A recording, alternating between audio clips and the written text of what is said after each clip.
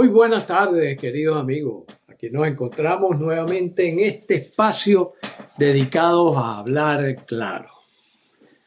Para los que recién han llegado, hablar claro significa hablar con los acontecimientos en la mano. Poder distinguir, sobre todo desde el punto de vista de la certeza científica, qué podemos asegurar, qué podemos sospechar, que sospechamos con cierta propiedad, qué dudamos y qué ignoramos, y poder establecer esa gran distinción. Hemos venido conversando acerca del papel de cómo funciona nuestra mente. Cómo funciona nuestra mente como tema del mes de febrero. Tema del mes de febrero. Y la vez pasada, por una extraña razón que no termino de comprender, no se grabó el programa. Por lo tanto, voy a hacer un ligero repaso de lo que mostraba como medio para facilitar la comprensión de cómo funciona nuestra mente. Para eso utilizamos el lenguaje. Muy sencillo, ¿verdad? Nosotros, fíjense, aquí tenemos 4 letras. Y estas 4 letras están organizadas de esta manera para señalar una palabra que tiene un significado para cada uno de nosotros. En general, podríamos decir un arco, tiene distintas interpretaciones, ¿verdad? Puede ser un arco de la arquitectura, puede ser un arco de lanzar flechas, puede ser el arco de la figura geométrica, distintas interpretaciones que nosotros podemos darle. Ahora, fíjense lo importante, lo que quiero resaltar. Quiero resaltar que así como con estas 4 letras armamos la palabra arco, también yo puedo hacer otro significado, podemos tener otro significado simplemente cambiando, permutando las letras que utilizamos, los elementos básicos que utilizamos. Entonces, en este caso, podemos decir roca. Y al decir roca, nos estamos refiriendo, bueno, a esa piedra o una piedra grande, en Caracas a lo mejor la roca Tarpeya, y así sucesivamente, ¿no? Y cada uno, desde el punto de vista de lo que tenga como conocimiento previo, le va a dar un significado o le va a dar otro significado. ¿Y esto para qué? ¿Para qué mostrar cómo cuando nosotros los elementos de cualquier cosa lo permutamos, ¿verdad? Lo permutamos para que signifiquen algo igual o diferente de lo que estamos planteando? Me voy a referir ahora a los componentes de nuestras memorias. Es el componente de nuestra memoria, vamos a decir, son los pensamientos, las emociones, los sentimientos y las acciones. Esta es la síntesis que hacemos en nuestra metodología Neurocódex para simplificar el esfuerzo mental de entender cómo funciona este maravilloso aparato, este maravilloso órgano que, conformado por 83.000 millones de componentes, se ponen de acuerdo para tomar una decisión en cada instante de nuestras vidas. En cada instante de nuestras vidas. Entonces lo sintetizamos en estas 4 letras que, como dije, representan el pensamiento, la emoción, los sentimientos y las acciones. Ahora bien, esto lo llamamos como el señor pesa para recoger esas funciones mentales que nosotros tenemos, ¿no? Los pensamientos se ubican básicamente en el cerebro, según las informaciones que está proporcionando la ciencia, que están proporcionando las investigaciones que en torno a eso se están haciendo. Claro, los pensamientos, entonces podemos decir el asiento anatómico de los pensamientos es el cerebro. El cerebro. Y después iremos viendo algunas partes del cerebro. Las emociones están muy vinculados a la actividad bioquímica y biológica del intestino. Oh, sorpresa, ¿no? El papel, por ejemplo, de la microbiota intestinal en nuestras decisiones emocionales es bien interesante, está siendo estudiado en la actualidad, hay mucha observación al respecto. Entonces, pero podemos decir, en los intestinos están ubicados más que todo la labor de la conexión entre intestino y sistema nervioso central, particularmente el cerebro, hace que nosotros lo traduzcamos en emociones. Los sentimientos están conectados, según las investigaciones del 2000 para acá, con lo que acontece en el órgano, uno de los órganos fundamentales de nuestro cuerpo, ¿verdad? El que nos permite transportar la energía a todos los lugares de nuestro cuerpo, que es el corazón. Por eso aquello de las corazonadas.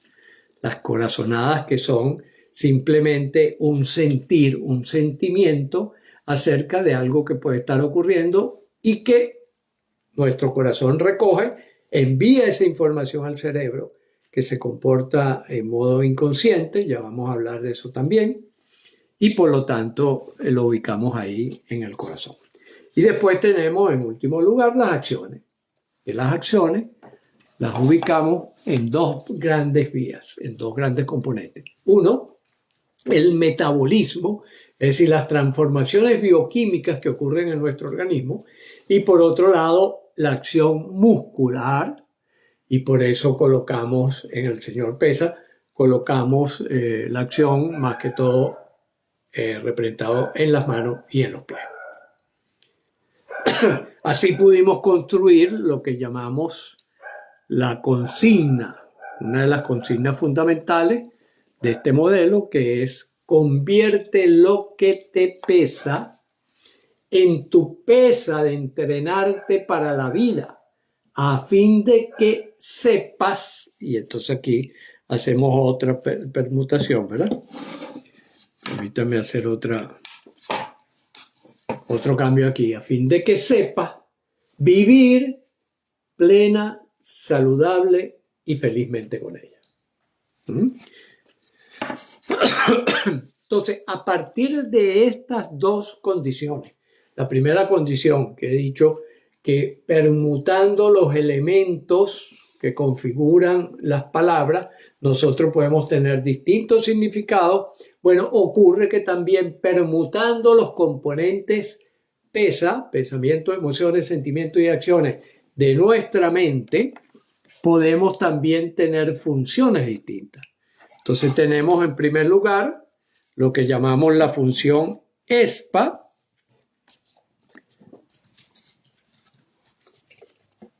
¿verdad?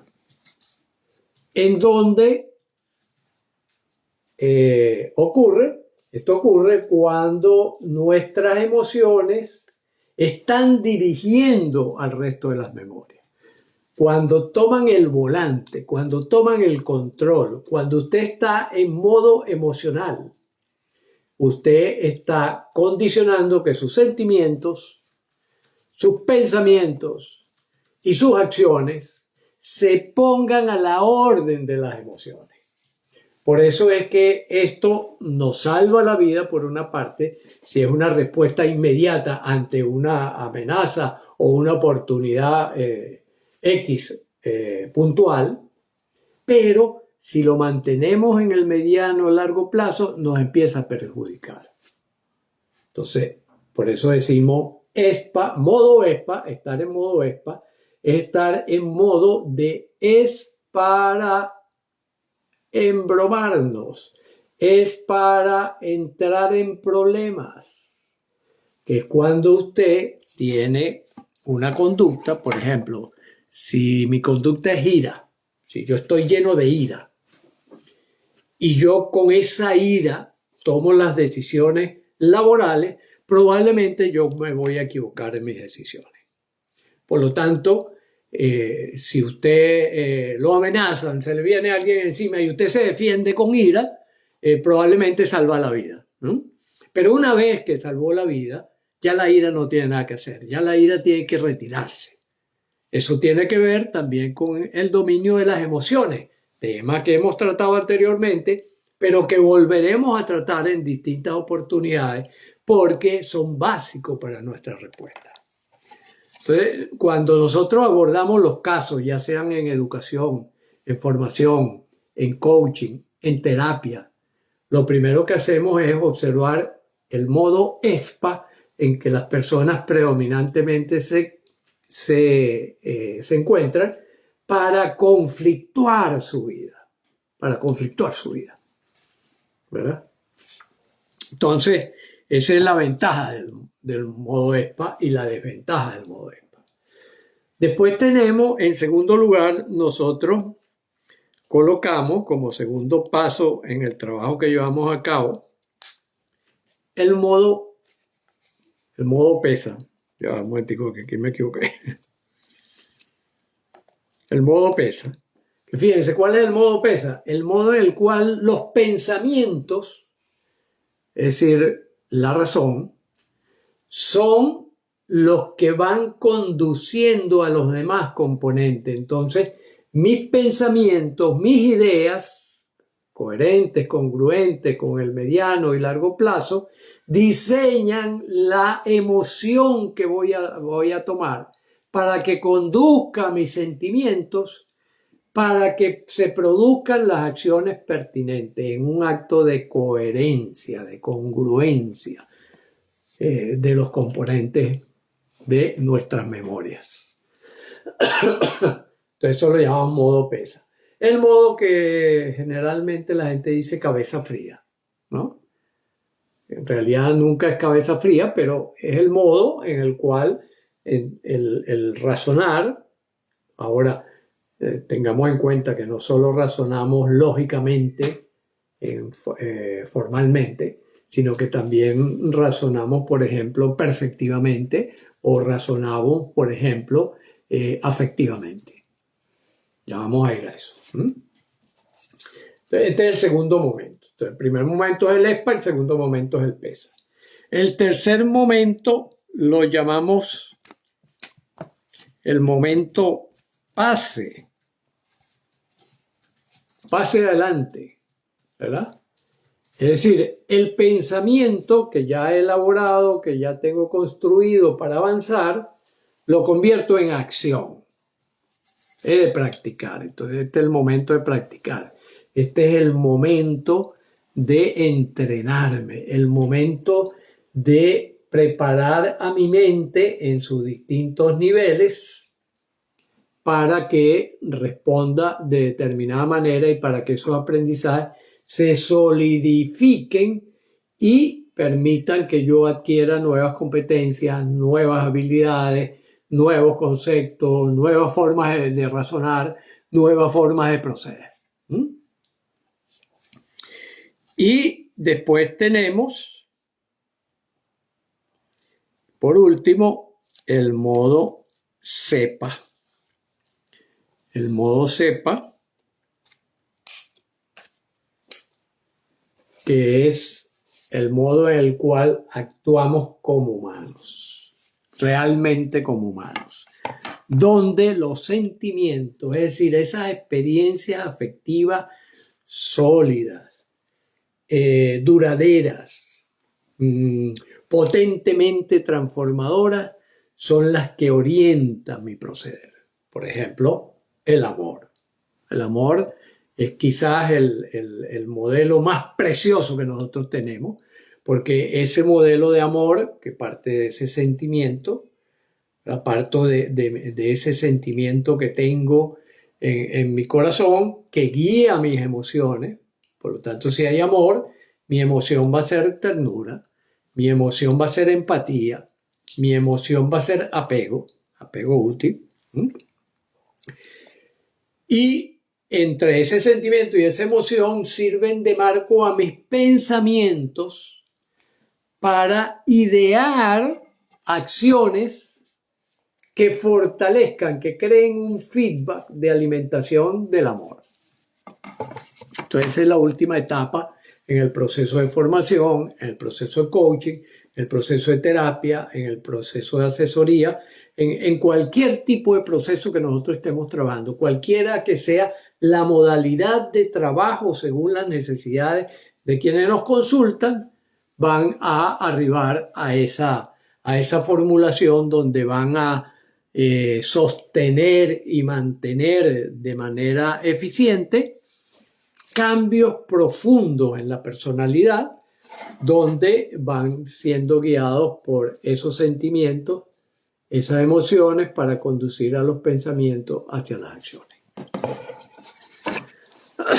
Esta es la utilidad práctica que le hemos encontrado al modelo del señor Pesa, que es una parte importante de lo que llamamos el modelo estándar del diseño o desempeño humano, que es la teoría psicológica que hemos desarrollado desde la epistemología neurocódex, que es una epistemología de conexión, es una epistemología de buscar las aristas que las distintas facetas de la sabiduría humana tiene para armar una especie de rompecabezas de nuestras posibilidades de conocer y de lo que vamos conociendo. Ese es, en esencia, lo que hemos podido recoger sobre cómo funciona nuestra mente para hacerla útil a cada instante y cada momento de nuestra vida. Ahora, ustedes pueden decir, oye, pero tan fácil, tan sencillo, Luis. Y yo le diría sí y no. Sí, en el sentido de que efectivamente eso ha permitido que los entrenamientos cada vez sean más cortos, más efectivos, más profundos, más económicos, que las intervenciones de coaching, las intervenciones de terapia tengan la misma característica, por supuesto, dependiendo del estado de la persona y dependiendo también de su competencia instalada, de su genética, de su epigenética y de su interés también por progresar y avanzar en un mundo de continuo movimiento. Saludo a todos los que se van incorporando por allí. Albertina, Caris, Caris dice que está de Venezuela, ¿no? ¿Por qué les digo que sí y no a que sea tan sencillo? Porque la otra parte interesante de nuestro cerebro es que nuestro cerebro opera como una cebolla. Ya ustedes saben que una cebolla es una estructura vegetal compuesta de capas sucesivas de la misma cebolla, ¿no? Eso ocurre en nuestra mente. Nuestra mente también opera por capas. Es más, nuestro sistema nervioso central, la zona de la corteza cerebral también tiene capas y subcapas que indican que hay una actividad en distintos niveles. Comparándolo un poco con la idea de, por ejemplo, de unos trenes o algo por el estilo, es como que nosotros tenemos una capa a nivel terrestre o a nivel externa, que sería esta capa en el sentido de la cebolla, por ejemplo, una capa que está, por ejemplo, en túneles. Imaginen ustedes, por ejemplo, una carretera donde hay una parte que está descubierta, después vienen unos túneles, hay esa parte que podríamos llamar el subconsciente, que está ahí cerca de la superficie, o sea, a nivel de la superficie, pero que a veces está en modo oculto, pero que nosotros lo podemos llamar con mucha facilidad. Por ejemplo, cuando estamos aquí conversando y yo les pregunto, ¿qué hiciste ayer? ¿No? Ustedes van al nivel subconsciente, traen la información y la suben al nivel consciente, ¿no? Como dice Igualida, es darse cuenta en qué modo estamos y pasar el switch al mejor estado. Exactamente. Eso con respecto a al modelo que estamos presentando y también al nivel en que estamos trabajando, ¿no? Entonces, normalmente hacemos eso. Nivel consciente, nivel subconsciente, ¿no? ¿Qué hiciste ayer? ¿Qué piensas hacer mañana? ¡Pum! Uno va. Eso está ahí cerquita, ¿no? Está en unas capas internas, están ocultas, pero están cerquita de la superficie. Voy capas más profundas, las capas, por ejemplo, de nivel inconsciente. ¿Qué hay en las capas más profundas del nivel inconsciente? Ya podríamos decir, ese es el subterráneo 1, sótano 1. Sótano 1. El sótano 1, que también tiene divisiones A, B, C, D, E, F. En ese sótano está la información que es la historia de nosotros. Ahí está la historia lexicológica, la historia gramatical, ¿no? La historia de las acciones vividas. O sea, hay todo un proceso ahí de orden semiótico, de orden de significados y significantes que aglutinan toda la experiencia que hemos adquirido a lo largo de nuestras vidas en todas las áreas de la vida. Aquí es donde es válido aquello que decía Wittgenstein, de que los límites de mi lenguaje son los límites de mi mundo. Es decir, podríamos decir, los límites de mi sótano de memorias es el límite de mi experiencia, el límite de mi mundo, ¿no? Hasta ahí conozco, ¿no? Hasta ahí conozco, lo que conozco. Aquí juega un papel muy importante eso que llamamos la intuición. La intuición muchas veces es que de repente hay algo que está por allí, pero como está en capas tan ocultas, no lo puedo poner en palabras, no lo puedo poner conscientemente, pero lo acuso a nivel afectivo, lo acuso como emoción o lo acuso como sentimiento, ¿no? Eso es parte de la experiencia, ¿no? Y después hay otro sótano 2, ¿verdad? Sótano más profundo, que también tiene varios pisos, que es el nivel automático.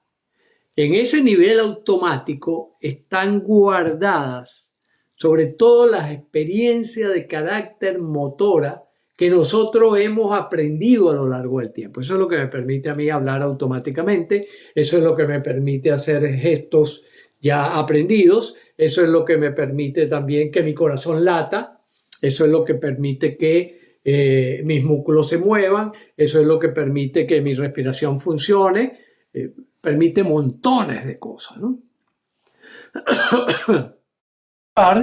Ahí le di, pero no sé nunca cómo es esto, porque yo le doy aquí, transmitir con, bueno, esperemos a ver.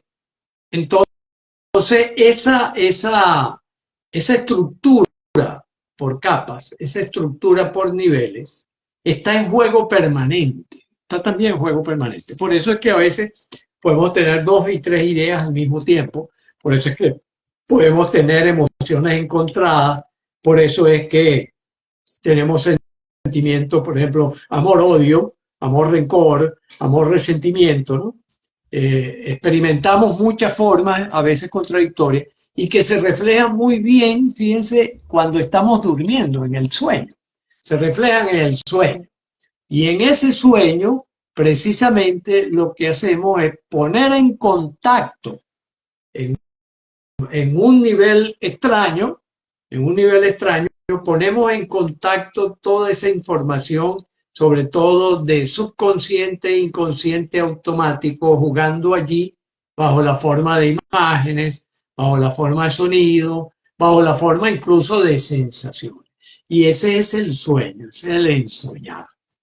Fíjense que a ese lugar también llegamos a través de la hipnosis, a través de la meditación, a través de la reflexión, a través de la relajación, podemos ir a esos niveles. Y en esos niveles ocurren cosas muchas veces difíciles de poner a nivel del lenguaje consciente, porque allí no rigen las leyes de la lógica formal. Allí rigen leyes más bien parecidas a las leyes que los físicos han descubierto como pertenecientes al mundo cuántico, a ese mundo de el submundo de los mundos, ¿no? Es muy interesante esta época en que estamos viviendo porque la gran cantidad de información que ha surgido en estos dos últimos siglos es impresionante, es realmente impresionante. Aquí pregunta Caris, cuando sueñas con personas que no conoces, ¿qué lo origina? Bueno, esto que estamos diciendo, ese interjuego de todas esas memorias, más probablemente las conexiones, digamos, de los campos que sabemos que se influyen mutuamente, todo eso hace que nosotros creamos en ese momento personajes que no conocemos, por ejemplo, o que creemos no conocer. Fíjense que es bastante común en los sueños que uno, por ejemplo, aparezca un personaje que uno diga, este es mi hermano, pero no, aparte de ser mi hermano, también es Donald Trump. Eso pasa, ¿verdad? O a veces soy yo y no soy yo. A veces ocurren ese tipo de cosas como el famoso gato de Schrödinger, ¿no? Que está vivo y está muerto al mismo tiempo y nosotros no sabemos por qué. Porque en ese nivel de funcionamiento cerebral está regido, es pura energía y por lo tanto está regido por las leyes de la energía y sobre todo por las leyes ondulatorias, no por las leyes de partículas, ¿no? Eso es importante y que bueno, que hoy en día lo podemos expresar de esta manera. En otros momentos históricos se hablaba de la imaginación, se llegó a hablar de la metafísica, ¿verdad? La metafísica como aquello que está más allá de la física, como que no pertenece a este mundo, con todo el desarrollo de la teoría cuántica, de la teoría de relatividad, de la teoría evolutiva, nosotros hoy en día podemos pensar que no, que también pertenece a ese mundo físico, que la metafísica es física en el fondo, porque está regida por esas leyes de esa física que recién descubrimos, si comparamos históricamente la vida, ¿verdad? Y que nos permiten entender y proceder con más acierto a la hora de tomar decisiones. Volvamos a la toma de decisiones. ¿Qué tipo de decisiones podemos tomar? Lo ideal que nosotros tomemos decisiones en modo cepa después de entrenados en el desarrollo de los sentimientos más nobles que podamos encontrar. Y ahí es donde, por eso es que de manera espontánea o intuitiva, la mayoría de la gente dice, es que el gran secreto, el gran don de la naturaleza se llama amor. Porque ¿qué es el amor? El amor es solidaridad. El amor es reconocimiento de que nosotros conformamos un conjunto que requiere apoyo, acompañamiento con el aspecto afectivo por delante del aspecto racional y por delante de la acción como garantías para que las cosas funcionen bien. Y eso es lo que nos distingue de los robots. Eso es lo que nos distingue de la inteligencia artificial. La inteligencia artificial no tiene desarrollado la lógica afectiva, no tiene desarrollado ese factor importante que es el motivador, que es el que le da sentido, que es el que le da trascendencia a las decisiones racionales. De esta manera, fíjense que logramos hacer como una especie de cierre temporal y parcial de las posibilidades y oportunidades que tenemos nosotros desde nuestra mente de vivir mejor cada día. Y ese es un poco el sentido de todo este trabajo y es también la búsqueda que permanentemente tenemos con la vida como tal, ¿no? Entonces, queridos amigos, con esto espero haber simplificado algo la enorme complejidad que significa estar vivos. Y estar vivos en este cuerpo que nos hace distinto del resto de las especies animales y vegetales.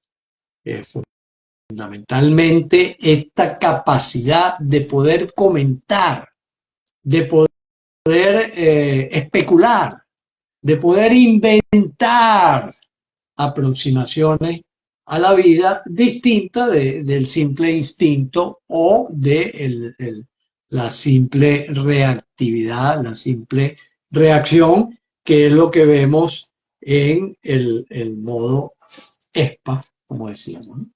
Con el modo ESPA, recordemos, si usted está siendo presa de una emoción, sepa que usted, si está ante una situación específica, que es una gran oportunidad o es una amenaza, es fabuloso porque le salva la vida por la inmediatez de la respuesta. Pero que si usted está en modo ESPA ante una situación que ya que no es amenaza real, sino que es una amenaza imaginaria, sino que ya se fue la amenaza real y usted sigue perceptivamente pegado a la reactividad que tuvo en el momento de la aparición de la amenaza, usted está corriendo un grave riesgo. Usted está corriendo el riesgo de cometer errores fatales, ¿verdad? Errores fatales en las decisiones que pueda tomar. Si usted se está peleando con un ser querido y usted dice, oye, son más los momentos de discusión y de pelea que los momentos que tenemos de armonía y de compartir serenamente, desde el corazón. Revise, busque ayuda, apóyese en distintas formas de información que le sirvan para que usted pase de ese modo PESA, de ese modo ESPA, usted rápidamente pueda pasar a un modo PESA, hacer una reflexión al respecto, después pueda usted ir al modo PASE, es decir, que usted se entrene para hacer otra cosa, porque ¿qué ocurre? Que ya cuando usted crónicamente está en modo ESPA, es porque usted está en modo automático, es porque usted ya no tiene control, no tiene dominio sobre sí mismo, porque el automático manda sobre, la conciencia, ¿no? Y una vez que usted se haya entrenado, haya hecho los ejercicios correspondientes, entonces sí usted podrá ir al modo CEPA, donde va a disfrutar plenamente del sentido de la vida, si instala los sentimientos nobles correspondientes para llevar una vida con armonía, con tranquilidad, con seguridad, con amor. Entonces, como les decía, con este modelo nosotros estamos abordando tanto la educación como la formación, como el coaching, como la asesoría, como el mentoring, como la terapia, como el acompañamiento ya cuando nos toca despedirnos de la vida. Y es un método que simplifica enormemente lo que antes costaba mucho trabajo. Así que, queridos amigos, por el día de hoy lo dejamos hasta acá. El próximo sábado veremos algunas herramientas específicas para afrontar las vicisitudes de la vida, que es una vida cambiante, que es una vida sorprendente, que nos pone a veces cosas buenas, a veces cosas malas, a veces cosas constructivas, a veces cosas destructivas, y que nosotros podamos tomar la mejor decisión con las herramientas correspondientes para tomar la mejor decisión. Por ahora, no me queda sino darles un gran abrazo y seguimos.